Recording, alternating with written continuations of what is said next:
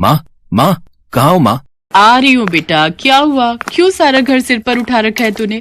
Kitchen में काम कर रही थी ना मैं। अरे माँ, ये काम वाम छोड़ दो, अब तो बस तुम्हें आराम करना है। क्यों, तेरी कोई लॉटरी लगी है क्या? कुछ ऐसा ही समझ लो माँ। ये देखो, फोटोग्राफी कंपटीशन के लिए मेरा सिलेक्शन हो गया है। आपको पता है, इस कंपटीशन को जीतने वाले को पूरे 5 लाख का इनाम मिलेगा और साथ में एक बढ़िया नौकरी भी। अच्छा, ये तो बड़ी अच्छी बात है बेटा। हाँ माँ, लेकिन बस एक ही दिक्कत है, इस कंपटीशन को जीतने के लिए मुझे नया कैमरा लेना पड़ेगा। प्रिंस की बात सुनकर उसकी माँ फौरन अपने कमरे में जाती है और फिर कुछ पैसे लेकर वहाँ वापस आती है। माँ, ये इतने सारे पैसे तुम्हारे पास कहाँ से आए? मैंने जोड़ कर रखे थे, शायद इसी दिन के लिए। अपनी माँ की बात सुनकर प्रिंस की आंखें भर आईं और वो सीधे जाकर अपनी माँ से गले लग गया। प्रिंस को बचपन से ही फोटोग्राफी का बड़ा शौक था। वो हमेशा से एक फेमस फोटोग्राफर बनना चाहता था और ये कंपटीशन उसके लिए पहली सीढ़ी था। ये ले बेटा दही चीनी। हाँ माँ, ये तो जरूर खाऊंगा। बचपन से जब भी किसी परीक्षा को देने गया हूँ, आपके इसी दही चीनी ने मेरा पूरा साथ दिया है। और आज तो मेरी जिंदगी का सबसे बड़ा दिन है माँ। आज तो पूरी कटोरी खाकर ही जाऊंगा। इतना बड़ा हो गया है लेकिन बचपना नहीं गया तेरा। भगवान तुझे खूब कामयाबी दे। प्रिंस माँ का आशीर्वाद लेकर घर से निकल पड़ता है। वो जैसे ही बस स्टैंड पहुँचता तभी उसे पीछे से कोई आवाज देता है। प्रिंस भैया, प्रिंस भैया। अरे रवि, क्या हुआ और इतना हाफ क्यों रहा है? सब ठीक तो है? भैया जल्दी चलो, पिताजी को हार्ट अटैक आया है। मैं आपके घर गया तो काकी ने बताया कि आप बस स्टैंड के लिए निकले हो, तो मैं आपके पीछे यहाँ आ गया। रवि और प्रिंस एक ही गांव के रहने वाले थे। दोनों के पिता आपस में काफी अच्छे दोस्त थे। प्रिंस के पिता के देहांत के बाद रवि के पिता ने उसके परिवार का बहुत ख्याल रखा। ऐसे में जब प्रिंस को उनके हार्ट अटैक के बारे में पता चला तो वो रवि के साथ तुरंत उसके घर गया और रवि के पिता को लेकर अस्पताल पहुंचा। हमें इनके हार्ट का ऑपरेशन करना होगा, वो भी जल्दी। तो आप बिल्कुल भी देर मत कीजिए। वैसे खर्चा कितना होगा? कम से कम 1 लाख रुपए तो मानकर चलिए। 1 लाख? पर इतने पैसे तो नहीं है मेरे पास। देखिए, ये मैंने आपको बहुत कम करके बताया है। पेशेंट की हालत ऐसी नहीं है कि ऑपरेशन को टाला जा सके। लेकिन डॉक्टर साहब, मैं इतने पैसे कहाँ से लाऊंगा, वो भी इतनी जल्दी? रवि परेशान मत हो, ये बताओ कितने का जुगाड़ कर सकते हो? भैया फिलहाल तो 50,000 ही है मेरे पास। तो बाकी का इंतजाम मैं कर दूंगा। तुम काका का ख्याल रखो, मैं थोड़ी देर में आता हूँ। प्रिंस सीधा जाकर अपना वो कैमरा बेच देता है जो उसने कुछ दिन पहले ही नया खरीदा था। ये करते हुए उसका मन भारी था, लेकिन रवि के पिता की जान बचाने के लिए उसे ये करना ही था, क्योंकि उन्होंने भी तो मुश्किल वक्त में प्रिंस के परिवार का साथ दिया था। प्रिंस की मदद से रवि के पिता का ऑपरेशन सही समय पर हो जाता है और उनकी जान बच जाती है। लेकिन इस सब में प्रिंस का वो सपना टूट जाता है जो उसने बचपन से देखा था। हर वक्त खिलखिलाने वाला प्रिंस अब बिल्कुल शांत हो गया था। उसका ये हाल देखकर उसकी माँ भी दुखी थी, लेकिन अब उनके पास भी प्रिंस की मदद करने की गुंजाइश नहीं थी। फिर एक दिन, भगवान, सब कहते हैं कि आप कभी किसी के साथ गलत नहीं करते, फिर आपने मेरे साथ ऐसा क्यों किया? क्या गलती थी मेरी? ये कहते हुए प्रिंस बस रोए जा रहा था। वो अपने गांव की नदी के किनारे बिल्कुल अकेला बैठा था, जहां उसे सुनने वाला कोई नहीं था, लेकिन ये पूरी तरह सच नहीं था। रो मत प्रिंस, तुमने जो किया वो कोई भला इंसान ही कर सकता है। अब आप कौन हैं और मुझे दिखाई क्यों नहीं दे रहे? मैं वो हूँ जिसने तुमसे ये काम करवाया और अब तुम्हारे उसी नेक काम का इनाम देने आया हूँ तुम्हें। अपना हाथ आगे बढ़ाओ। प्रिंस फौरन अपना हाथ आगे बढ़ा देता है और फिर उसके हाथों में एक कैमरा आ जाता है। अब इस कैमरे का मैं क्या करूं? कंपटीशन की तारीख तो निकल चुकी है, अब इसका कोई फायदा नहीं। ये कोई साधारण कैमरा नहीं है प्रिंस, इससे तुम बहुत कुछ कर सकते हो। पर क्या और कैसे? इस बार प्रिंस को उसके सवाल का जवाब नहीं मिला। वो काफी देर तक इस कैमरे को देखता रहा और फिर उसे लेकर घर आ गया।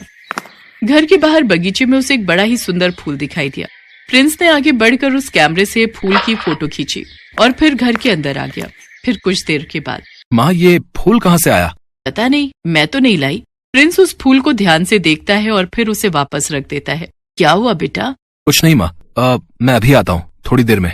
इतना कहकर प्रिंस ने कैमरा उठाया और घर से बाहर निकल गया। उसे सड़क के किनारे एक छोटा सा कुत्ते का बच्चा दिखाई देता है। प्रिंस को वो बड़ा ही प्यारा लगता है और वो अपने कैमरे से उसकी फोटो ले लेता है और फिर, माँ इधर आओ। हाँ बेटा, क्या हुआ? ये देखो माँ, ये कहाँ से आया? अरे गलती से आ गया होगा, कोई बात नहीं, मैं इसे बाहर गली में छोड़ आती हूँ। नहीं माँ, ये गलती से नहीं आया यहाँ। प्रिंस को समझते देर नहीं लगती कि ये सब उसके खास कैमरे का कमाल है। प्रिंस फौरन अपने कमरे में जाता है और अपने कैमरे में खींची हुई तस्वीरें देखने लगता है। वो ये देखकर चौंक जाता है कि अब तक उसने अपने कैमरे से जिस भी चीज की तस्वीर खींची थी वो सब की सब उसके कमरे में मौजूद थी। और तब उसे कुछ याद आता है। ये कोई साधारण कैमरा नहीं है प्रिंस, इससे तुम बहुत कुछ कर सकते हो। अरे वाह वाह वाह, ये तो कमाल ही हो गया। सच में ये तो एक जादुई कैमरा है जिससे मैं जो चाहूं वो कर सकता हूँ, मतलब जो चाहूं वो ला सकता हूँ। प्रिंस की खुशी का ठिकाना नहीं था। फिर उसी शाम, अरे बेटा, तुम्हारे पास चप्पल नहीं है? तुम चलो मेरे साथ। प्रिंस उस गरीब बच्चे को लेकर एक जूते चप्पल की दुकान पर जाता है। बताओ तुम्हें कौन सा जूता चाहिए? भैया वो वाला, पर वो बहुत महंगा होगा, है ना? इसकी चिंता तुम मत करो और जाओ वहाँ जाकर मेरा इंतजार करो। उस बच्चे को खुद से दूर भेजकर प्रिंस फटाफट उन जूतों की फोटो क्लिक करता है जो उस बच्चे ने पसंद किए थे। फिर वो जूते ले जाकर उस बच्चे को दे देता है। उस बच्चे के चेहरे की खुशी देखकर प्रिंस को बहुत अच्छा लगता है और इसके बाद वो ठीक इसी तरह से और भी कई जरूरतमंद लोगों की मदद करता है। फिर एक दिन सड़क से गुजरते हुए उसकी नजर एक सुनार की दुकान पर पड़ती है। उस दुकान के शोकेस में एक बेशकीमती हार लगा हुआ था जिसे देखकर प्रिंस सोचने लगता है, वाह कितना खूबसूरत हार है ये, और काफी महंगा भी लगता है। अगर मैं इसकी फोटो क्लिक कर लूं तो क्या ये हार भी मेरे पास आ जाएगा? हाँ, ऐसा हो सकता है, लेकिन क्या ऐसा करना सही होगा? हाँ, गलत क्यों होगा? जब मैं दूसरों की मदद कर सकता हूँ तो खुद की मदद करने में क्या बुराई है? प्रिंस के अंदर लालच पनप रहा था। उसने चुपचाप उस हार की फोटो क्लिक की और चुपचाप घर वापस आ गया। फिर वही हुआ जैसा प्रिंस ने सोचा था। प्रिंस को उसके कमरे में वो हार मिल जाता है। प्रिंस फौरन उस हार को बेचने के लिए शहर के लिए निकल गया और फिर वापस आने के बाद, माँ ये पुलिस वाले क्या कर रहे हैं यहाँ? बेटा, ये लोग कह रहे हैं कि तूने कोई हार चुराया है। क्या?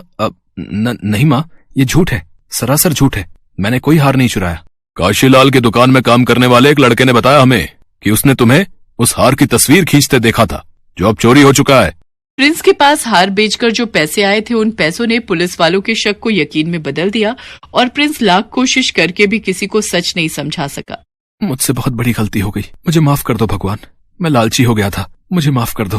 प्रिंस को सच में अपनी गलती का एहसास था। वो रो रो कर अपने किए की माफी मांग रहा था कि तभी मैंने तुम्हें वो जादुई कैमरा दिया क्योंकि तुम एक नेक दिल इंसान थे, लेकिन अब तुम बदल चुके हो। मैं जानता हूँ कि मेरे मन में लालच आ गया था, लेकिन मैं चोर नहीं हूँ। मैंने वो हार नहीं चुराया। आप मुझसे वो कैमरा वापस ले लीजिए, पर मुझे उस गलती की सजा तो मत दीजिए जो मैंने की ही नहीं। ठीक है, अगर ऐसा है तो ऐसा ही सही। इसके बाद वो रोशनी फिर कभी प्रिंस को दिखाई नहीं थी, लेकिन कुछ ही देर में वो हुआ जिसकी उम्मीद प्रिंस को थी। प्रिंस, अब सॉरी, हमसे गलती हो गई। वो हार तुमने नहीं चुराया, ये साबित हो गया है। काशीलाल की दुकान के सीसीटीवी फुटेज से असली चोर का पता लग गया है। अब तुम जा सकते हो। प्रिंस अपने घर वापस आ गया, लेकिन अब सब कुछ पहले जैसा नहीं था। प्रिंस के पास अब उसका कैमरा नहीं था, लेकिन इस बात से प्रिंस अब उदास नहीं था, क्योंकि वो जानता था कि कोई भी जादू उसकी मेहनत से बड़ा नहीं हो सकता।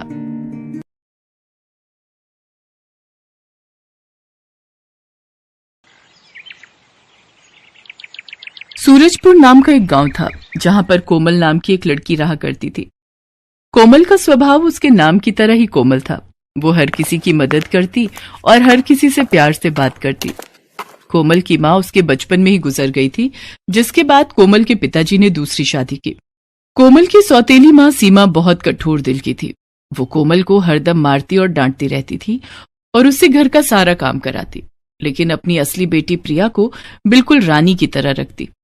कोमल के पिता कमाने के लिए शहर गए थे, इसीलिए सीमा और प्रिया दोनों कोमल पर हुक्म चलाया करती थी।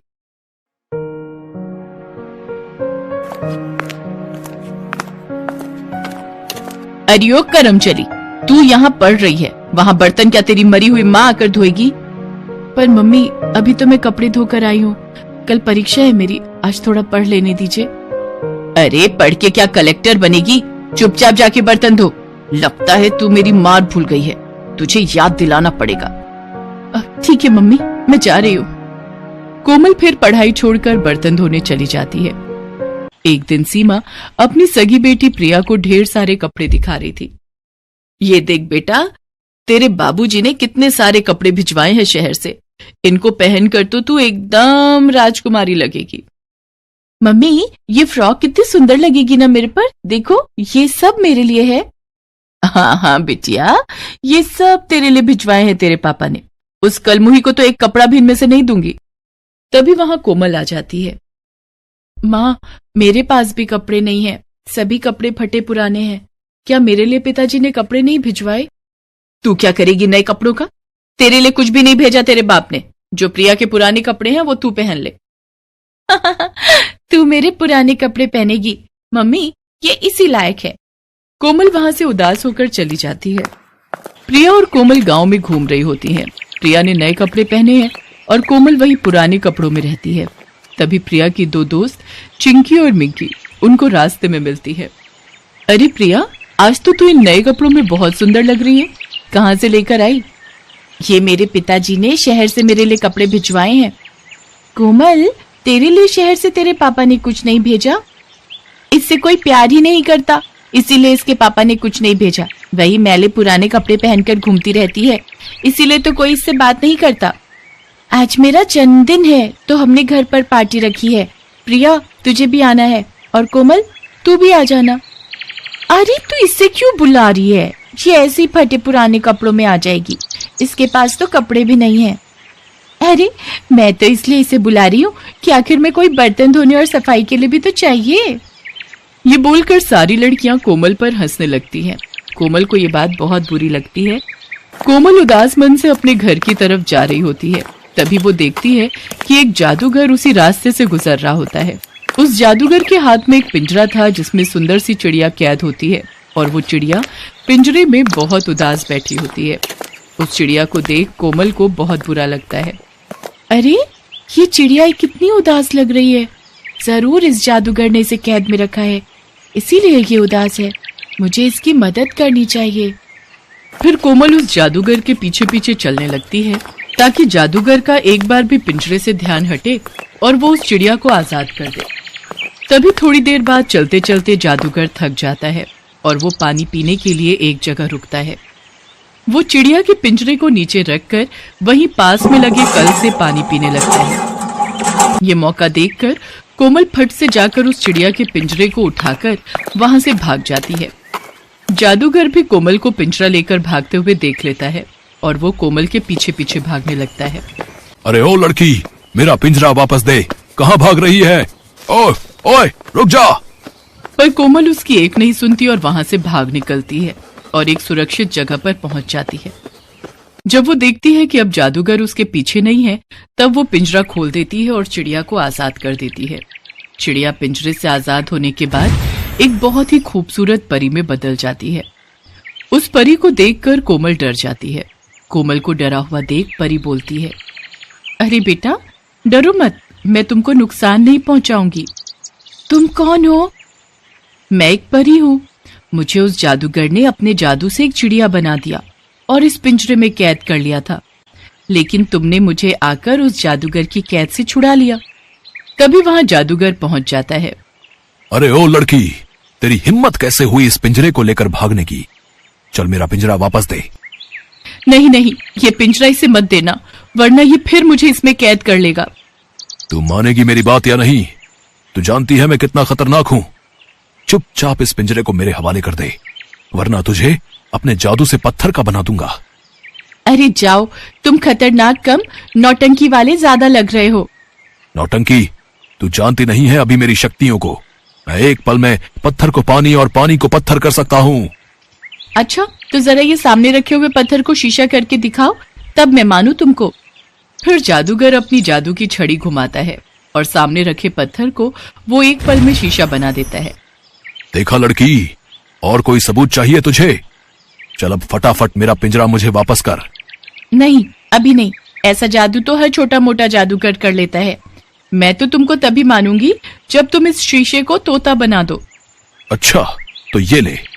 जादूगर अपने सामने रखे शीशे की तरफ छड़ी घुमाता है और उस शीशे पर जादूगर का ही चेहरा आ रहा था, और छड़ी घुमाते ही वो जादू उस शीशे से रिफ्लेक्ट होकर जादूगर पर पड़ जाता है, जिससे वो जादूगर खुद तोता बन जाता है। तभी कोमल भागते हुए जाती है और जादूगर को उसी के पिंजरे में पकड़कर बंद कर देती है और वो पिंजरा उस परी को सौंप देती है।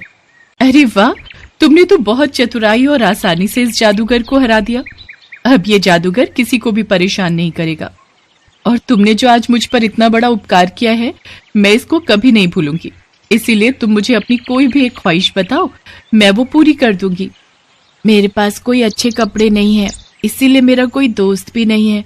आप मुझे क्या एक अच्छा कपड़ा दे दोगी? बस एक कपड़ा? अभी रुको। तभी वो परी एक चुटकी बजाती है और एक सुंदर सा गाउन सामने आ जाता है। वो गाउन इतना सुंदर होता है कि उसे देखने के बाद कोमल की आंखें उससे हट ही नहीं रही थी। ये लो, ये गाउन अब से तुम्हारा है।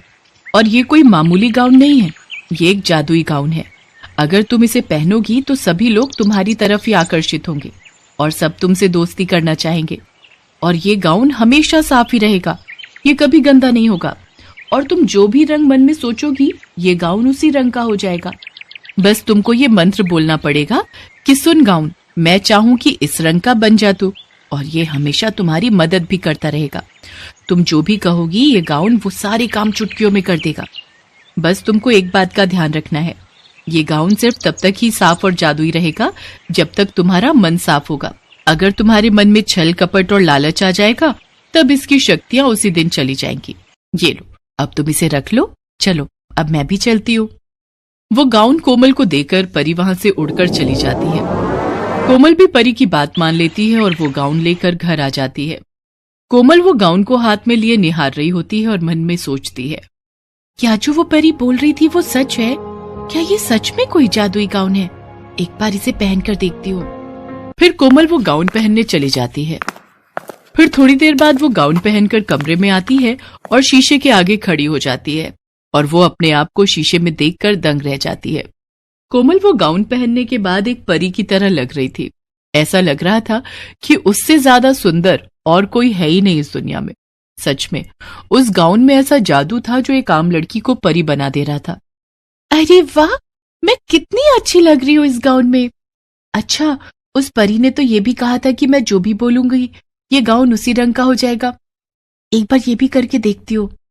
सुन गाउन, मैं चाहूं कि नीले रंग का बन जा तू।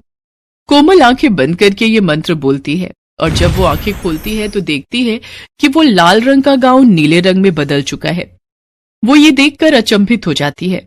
फिर वो खुशी के मारे झूमने लगती है। उसी दिन कोमल वो गाउन पहनकर मिकी के जन्मदिन में जाती है। कोमल में अब एक आत्मविश्वास आ गया था। उसे पता था कि आज वो उस गाउन में सबसे सुंदर लग रही थी। तभी वहां सारी लड़कियां कोमल को देखकर चौंक जाती हैं। उनकी नजरें कोमल से हटती ही नहीं है। प्रिया को छोड़ वो सारी लड़कियां कोमल के पास आ जाती हैं। अरे कोमल, आज तो तू बहुत सुंदर लग रही है। हाँ कोमल, आज तो तू इस गाउन में किसी परी से कम नहीं लग रही है। तू आज हमारे साथ आकर बैठ जा। पर ये सब कोमल की सौतेली बहन प्रिया को बर्दाश्त नहीं होता। प्रिया से ज्यादा लोग कोमल की तारीफ कर रहे हैं और उससे बातें कर रहे हैं। धीरे धीरे उस जादुई गाउन की वजह से कोमल का सारा काम आसान हो गया। जो भी उसकी सौतेली माँ उसको काम देती, वो सारे काम कोमल अपने जादुई गाउन के जादू से चुटकियों में कर देती। अब कोमल हर रोज गाउन पहनकर अपनी सहेलियों से मिला करती थी। हर रोज वो गाउन का रंग बदलती और पहनती।